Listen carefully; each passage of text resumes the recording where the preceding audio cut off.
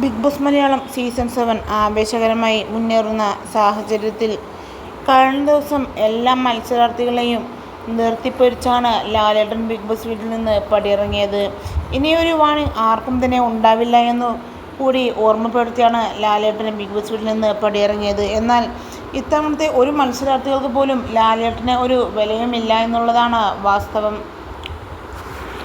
എന്നാൽ കഴിഞ്ഞ ദിവസം വീക്കിലി ടാസ്കിന് ശേഷം നൂറയ്ക്കും ആദിലയ്ക്കും നേരെ വലിയ രീതിയിലുള്ള ഗുരുതര ആരോപണം നടത്തിയ ലക്ഷ്മിക്കെതിരെ ഇപ്പോൾ വലിയ രീതിയിലുള്ള സൈബർ അറ്റാക്കാണ് നടന്നുകൊണ്ടിരിക്കുന്നത്.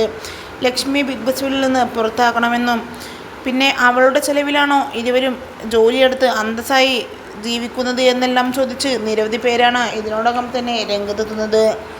എന്തായാലും ഇത്തവണത്തെ വീക്കെൻഡിൽ ലക്ഷ്മിയായിരിക്കും ലാലേട്ടൻ പൊരിക്കാൻ പോകുന്നത് എന്നുള്ള കാര്യത്തിൽ ഒരു സംശയവുമില്ല. എന്തുതന്നെയായാലും ലക്ഷ്മി ബിഗ് ബോസ് വീട്ടിൽ നടത്തിയ പ്രസ്താവന വലിയ നാറിയ പ്രസ്താവനയാണ് എന്നുള്ളത് തന്നെയാണ് വാസ്തവം.